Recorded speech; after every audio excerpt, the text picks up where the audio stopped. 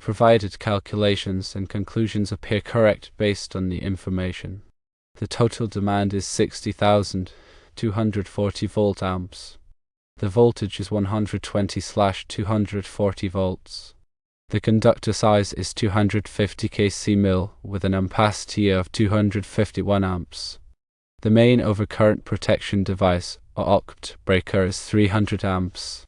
According to National Electrical Code, or NEC, Table 310.15, B6, for 120/240 volt 60 Hz alternating current systems, a 250 kcmil conductor has an ampacity of 251 amps.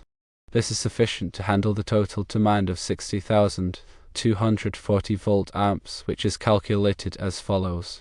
Current represented by I equals power represented by volt amps divided by voltage represented by volts. Therefore, I equals 60,240 volt amps divided by 240 volts, resulting in I equals 251 amps. As per NEC 240.4. B. The main oct breaker must be sized to protect the conductors supplying the load. In this case, a 300 amp breaker is appropriate because it is the next standard breaker size above the ampacity of the conductors, which is 251 amps.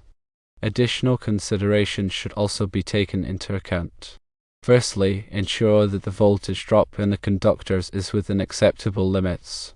It may be necessary to adjust the conductor size if the voltage drop is too high. Secondly, proper grounding is essential for safety. Make sure to include grounding conductors in the design.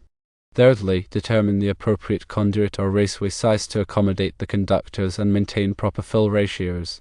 Always refer to and comply with local electrical codes, as they may have specific requirements or variations from the NEC. Overall, the calculations and conclusions appear to be sound.